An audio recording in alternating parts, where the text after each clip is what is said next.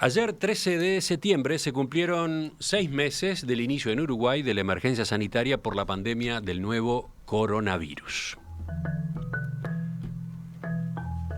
En general, nuestro país es destacado por la forma como ha mantenido esta crisis bajo control.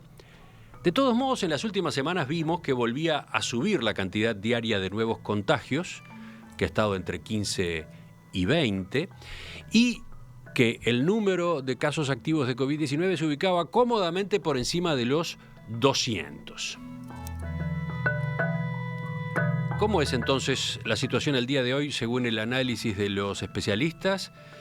¿Estamos corriendo riesgos de un retroceso fuerte? ¿Cómo impactó la noche de la nostalgia? ¿Qué puede pasar con el desarrollo del Expo Prado? ¿Cómo se prevé manejar los próximos desafíos? Por ejemplo, las elecciones del 27 de septiembre, la reapertura gradual de las fronteras, la temporada turística de verano. Vamos a conversar de algunos de estos temas en los próximos minutos con la doctora Lucía Alonso.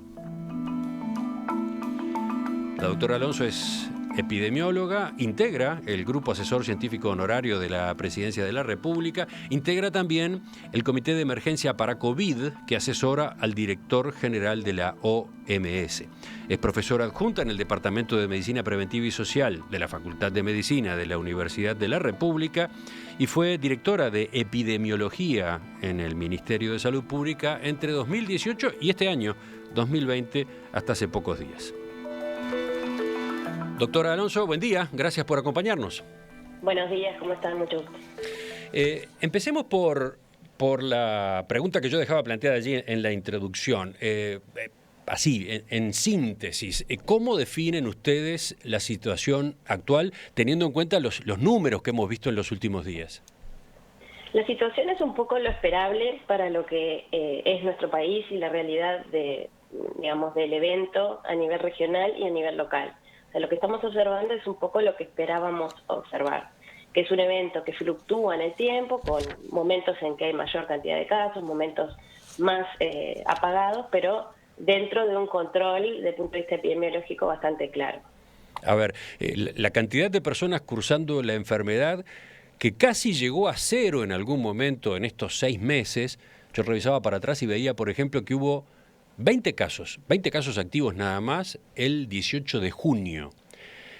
Una cantidad de personas cursando la enfermedad que en la primera quincena de julio andaba por debajo de 100, se movía en 60, 70, 90, hoy está cómodamente por arriba de 200. 250 ayer, ¿no? Y los números de casos nuevos diarios, ayer 28. Entonces, básicamente eso hay que tener dos grandes consideraciones. La primera es que a medida que los números de un evento bajan, se vuelven un poco más volátiles. Es decir, que la variabilidad crece. No es lo mismo manejar un evento del escenario de cientos de miles o millones de casos, en el cual permanece más estable, que cuando uno se acerca a 20, 30, 40, tiende a fluctuar mucho más. Nosotros como país pequeño estamos acostumbrados a esas reglas de los números pequeños. Pero ahí tú estás hablando de los casos nuevos por día, por ejemplo. Por ejemplo, sí, o sea, es natural pensar que de repente si un día hubo 10 casos y al día siguiente hubo 20, que eso es un descontrol. Sin embargo, no lo es en términos epidemiológicos, porque lo que nosotros observamos son tendencias que nos marquen que algo está pasando y que excede la capacidad de respuesta. Y eso no se ha observado prácticamente en ningún momento del evento desde el inicio. Si bien han habido brotes grandes, todos los brotes fueron relativamente rápidamente controlados. Bien, y esto que yo decía de la cantidad de casos activos, ¿qué significa que ande por 250 cuando en algún momento estuvo cerca de 0? Lo que significa que este evento va probablemente tener ese comportamiento en ondas, como si fueran olas del mar. Tuvimos una primera gran ola cuando el evento comenzó, luego otras más pequeñas, sucesivas, y seguramente eso es lo que veamos a partir de ahora en más. Este número de casos activos es semejante al que hemos tenido en olas, entre comillas, anteriores, y es razonable volver a tener eventos de ese tipo en el futuro. No debemos esperar un cero definitivo, porque este es un evento que ha llegado para quedarse, hasta que contemos con una herramienta efectiva de control. Hay otra cara de esto también que tengo que agregar a la parte numérica, ¿no? También es cierto que en CTI hoy tenemos una sola persona, ¿no? Y en cuidados intermedios ninguna. Exacto. Tenemos una proporción de pacientes graves bajo, también por una razón de escalas, ¿no? Ustedes están al tanto de la información regional. Las Américas es la región del mundo más golpeada por la pandemia. De los 28 millones de casos del mundo, 14 solamente pertenecen a la región de las Américas. Y por lo tanto, ese es el escenario que está planteado. Evidentemente, vamos a tener situaciones de este tipo y no debiera llamar nuestra atención. Como nuestra escala es pequeña y la proporción de pacientes que requieren cuidados intensivos o intermedios es muy baja, estamos hablando de 1 de cada 10 personas va a requerir internación en algún nivel de atención, solamente 3% van a requerir cuidados intermedios intensivos. Entonces, en la medida que no tenemos un número grande de casos, es lógico que el vértice de esa pirámide sea pequeño. No debiéramos en este momento esperar un número grande de casos. Hace pocos días, creo que fue la semana pasada, el ministro de Salud Pública, Daniel Salinas, decía, algo pasó en el entorno de la noche de la nostalgia. Antes del 25 de agosto teníamos 6 casos por día, a partir de la semana de la noche de la nostalgia pasamos a 15, 16, 14, bueno, y ahora yo acabo de decir, estamos en 28. Se había mirado con mucha atención, se había prestado mucha atención, había mucha preocupación con la noche de la nostalgia y las consecuencias que podía traer. ¿Cuál es la evaluación a esta altura? Ya estamos, ¿no? Ya han pasado cómodamente las 2 semanas.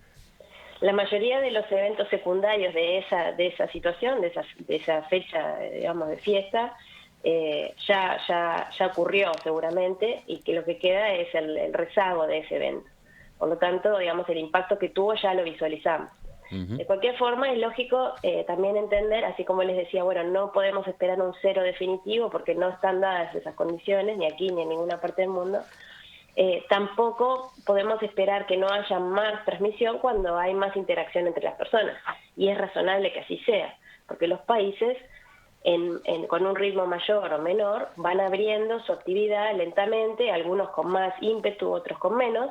En la medida que el número de interacciones entre personas aumente, es lógico que hayan más casos secundarios como lo hay de otras enfermedades, virus respiratorios, digestivos, etc.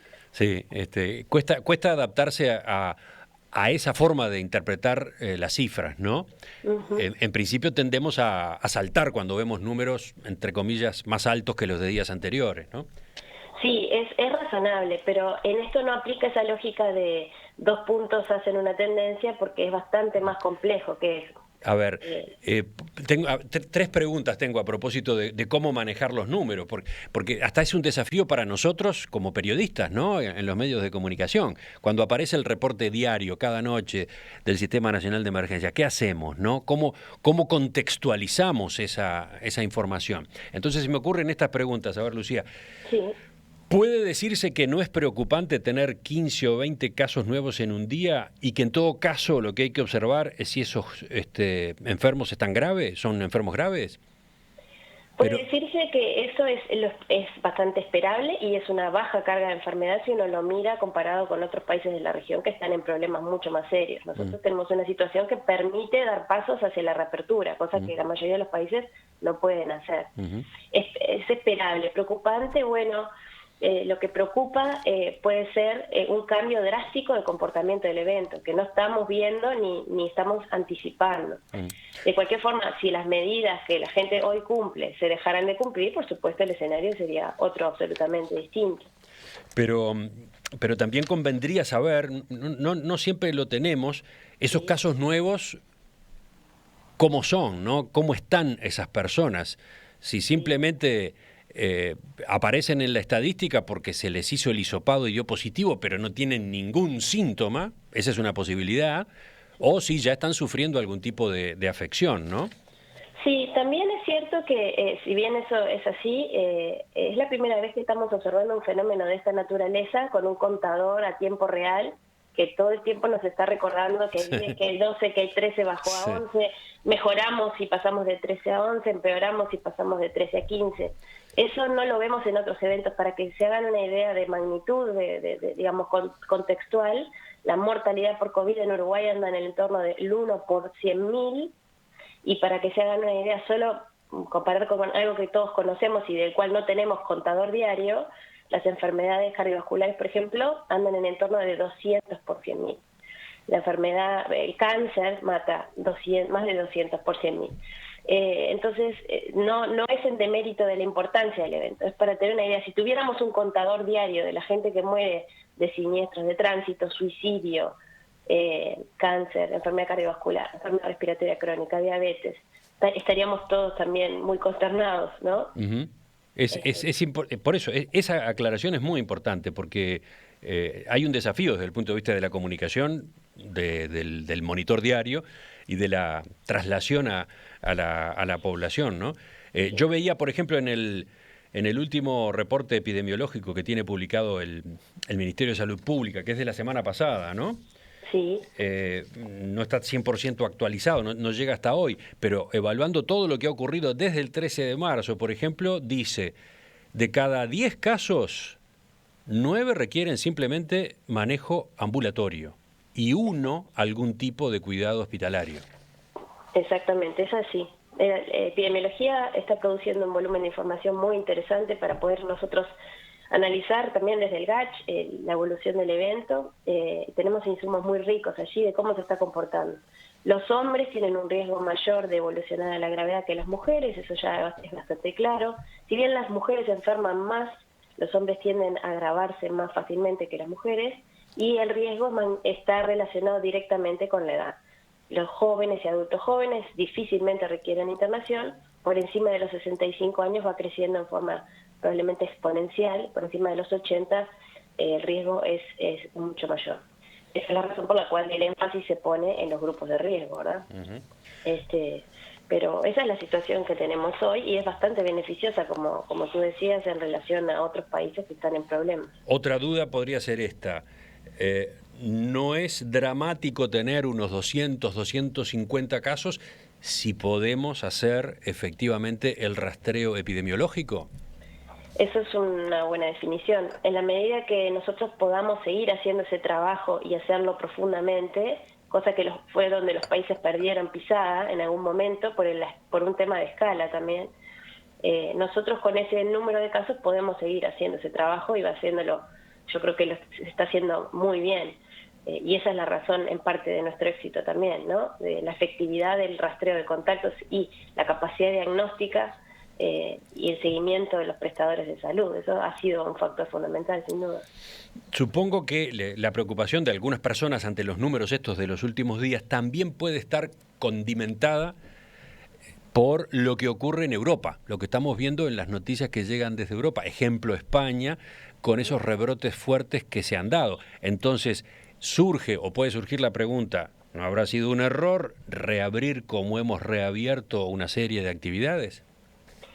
Bueno, el problema de este evento, para la comprensión, para facilitar la comprensión, como tú decías, es tan difícil de comunicar y transmitir, es que las olas son asíncronas. El evento comenzó en un lugar y es como si fuera una ola que arranca en un lugar y va llegando a todo el mundo. En la medida que pasa la primera ola, los de países que iniciaron primero empiezan a tener de nuevo situaciones, porque susceptibles para enfermar todavía tenemos suficientes en todo el mundo como para seguir un rato más. Entonces esos países que luego de haber tenido un control inicial inician de vuelta la actividad y vuelven a tener transmisión, lógicamente están bajo la lupa, pero es lo esperable que ocurra, porque en la medida que deben abrir su actividad, porque de lo contrario la gente no va a tener un empleo al que volver, porque la depresión es una realidad, porque el aislamiento social es una realidad, porque la pérdida de contacto con el sistema educativo es un problema grave y real. Entonces, en la medida que esos factores movilizan hacia la reapertura, lógicamente va a haber reinicio de transmisión. Lo que estamos esperando es que podamos contar en algún momento con una herramienta y mientras tanto, una vacuna por ejemplo, mientras tanto ir controlando efectivamente los brotes que pueden ir ocurriendo como lo hacemos con tantas otras enfermedades que nos afectan, ¿no? Y para completar de esta serie de preguntas, ya sabemos, Uruguay viene siendo observado con mucha atención desde el exterior por el manejo de la pandemia. Sabemos que en algunos de esos análisis se pone a nuestro país como modelo, como referencia, pero ¿podemos traducir esto en números? ¿Cómo estamos en la comparación internacional con nuestras estadísticas de COVID-19? Bueno, en términos de incidencia, claramente Uruguay se comporta como un país de baja incidencia. ¿Qué quiere decir incidencia? Manejemos cada uno de esos conceptos, a ver. Sí, correcto. La incidencia tiene que ver con el número de nuevos casos en un periodo determinado de tiempo en un lugar. En el caso de Uruguay, nosotros ese reporte diario que vemos del Sistema Nacional de Emergencia, cuántos casos nuevos hay en el Uruguay, 15, 20, etcétera. Sobre la población del Uruguay, eso nos da una tasa de incidencia por 100.000 habitantes. Esa tasa es una de las más bajas de la región y ha sido así desde el principio. Las razones para eso, bueno, las podemos conversar, es bastante entreverado y complejo de analizar, pero existen algunos factores que podrían explicarlo. Sí, ahora después en todo caso vemos, ahí está, causas, factores, pero ahora la idea era en este momento ver comparación de números, comparación de indicadores. La incidencia está, ya les digo, muy por debajo de lo que ocurre en la región y en el mundo, sin duda. En lo que refiere a la gravedad, es lo que llamamos la virulencia de la gente, ¿no? ¿Qué proporción de pacientes se agrava o se muere? Estamos dentro de los estándares internacionales. Nuestra letalidad al día de ayer andaba en el entorno del 3,2%, eso significa que de cada 100 personas que enferman, 3 fallecen a causa de la enfermedad.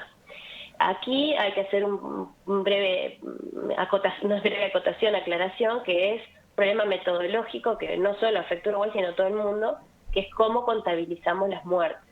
Que eso es algo que damos un poco por sentado, cuando decimos murieron 100, murieron 200, pero no es tan simple. No todos los países contabilizan sus muertos de la misma forma. Puede pasar que un país reporte sus muertos por y con indistintamente, y eso no es lo mismo, no es lo mismo morir de COVID que con COVID. No es lo mismo morir de COVID que morir con COVID, ¿no? A ver, ¿cómo es esa distinción por las dudas? Bueno, lo que sucede en muchos países es que, por ejemplo, una persona es diagnosticada hoy y tiene su resultado positivo de COVID. A los 3 días muere accidentalmente o muere por una enfermedad que él ya tenía o por otra condición, y en muchos casos esas muertes se contabilizan como muertes COVID, y en realidad son muertes con COVID, pero no fue el COVID que lo llevó a la muerte. Entonces lo que nos interesa realmente es aquellos que fallecieron como consecuencia de la infección por el virus del SARS-CoV-2.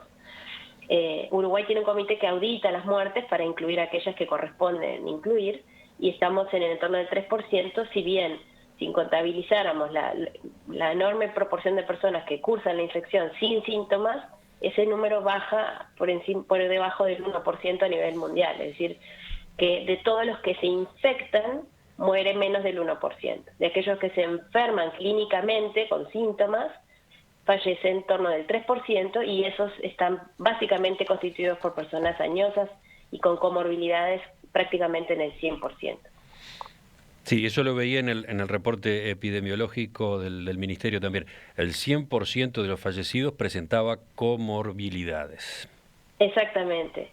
De la misma forma que, existen indicadores que reflejan, por ejemplo, la capacidad diagnóstica de un país, porque lo que nosotros reportamos como incidencia, nuevos casos, está atado indisolublemente a la capacidad de diagnóstica que tiene un país. Entonces, si un país reporta pocos casos, puede ser que realmente tenga pocos casos, o puede ser que sencillamente no tiene la capacidad de diagnosticarlo.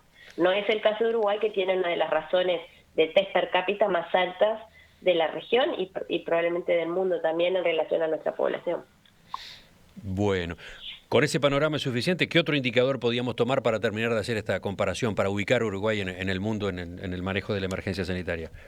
Básicamente, en términos epidemiológicos, son esos los que manejamos, y después están los indicadores asociados al sistema de salud, las capacidades instaladas, recursos humanos, por ejemplo, médicos y enfermeros por habitante, camas por habitante, que es crítico. Uno puede tener miles de ventiladores, pero si no tiene enfermería entrenada y capacitada en el manejo de esos pacientes, igual no va a poder hacer frente a ese problema. Entonces hay una serie de indicadores que tienen que ver con lo epidemiológico y otros que tienen que ver con qué capacidad tiene el país de dar respuesta a este evento, y es donde se juega también gran parte del partido. Esos indicadores que recién mencionabas, Lucía, pueden darnos pie para la pregunta siguiente, la que voy a hacer después de la pausa, que es, a esta altura, a 6 meses de declarada la emergencia sanitaria, ¿qué examen han hecho ustedes? ¿Qué diagnóstico han hecho ustedes?